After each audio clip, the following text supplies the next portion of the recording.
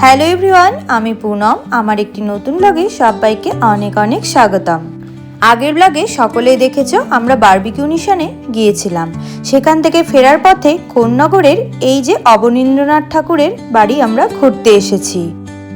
এখানে একটা ছোট্ট টিকিট কাউন্টার রয়েছে, সেখান থেকে আমরা টিকিট কেটে নিলাম। এবারে চলো ভেতরে যাওয়া যাক।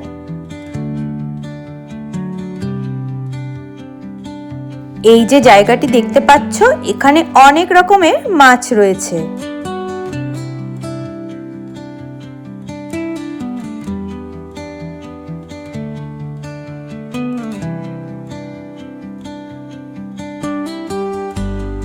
কলকাতার পুরনো বাড়িগুলো দেখলেই বোঝা যায়।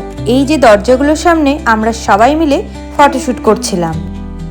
ফটোশুট করার পরে আমরা একটা ভিডিও ক্লিপও নিয়ে নিলাম। এবারে চলো অবনীন্দ্রনাথ ঠাকুরের বাড়ির ভেতরে আমরা দেখি।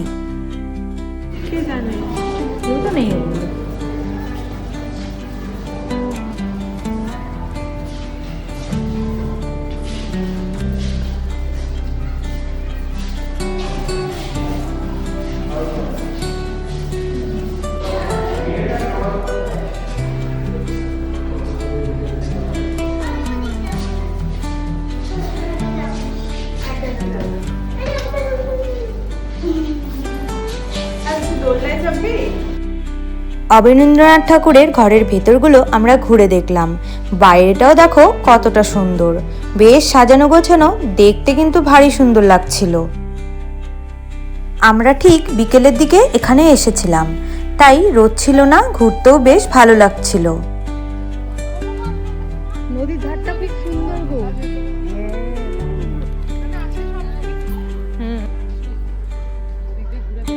দাঁড়াও এবারে তোমাদেরকে অবনীন্দ্রনাথ ঠাকুরকে দেখাই।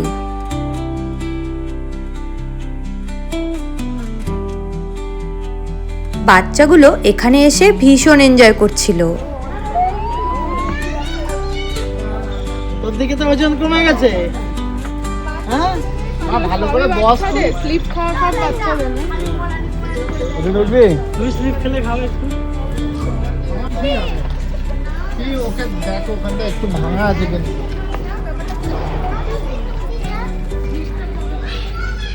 এখান থেকে তাড়াতাড়ি বেরিয়ে পড়তে হবে, কারণ আজকেই আমাদের রাত্রে ট্রেন রয়েছে। সেই ট্রেনে আমরা পিসির বাড়ি থেকে সোজা চলে এসেছি। সারাদিন ঘুরে পেখম এতটাই ক্লান্ত যে ঘুমিয়ে পড়েছে। সকাল হতে না হতেই ঘুম ভেঙে গিয়েছিল। ঘুম ভেঙে দেখছি বাইরে বেশ সুন্দর সূর্য উদয় হচ্ছিল।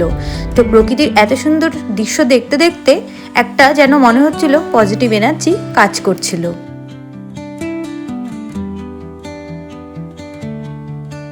এদিকে পেখমের ঘুমই ভাঙছিল না।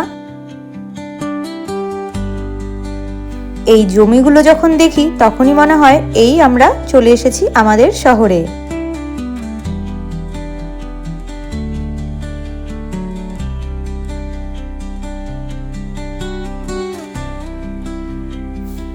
আজকের মতো এই ব্লগটা এই পর্যন্তই। আবারও একটি নতুন ব্লগে দেখা হবে তোমাদের সাথে। ততক্ষণের জন্য বাই বাই।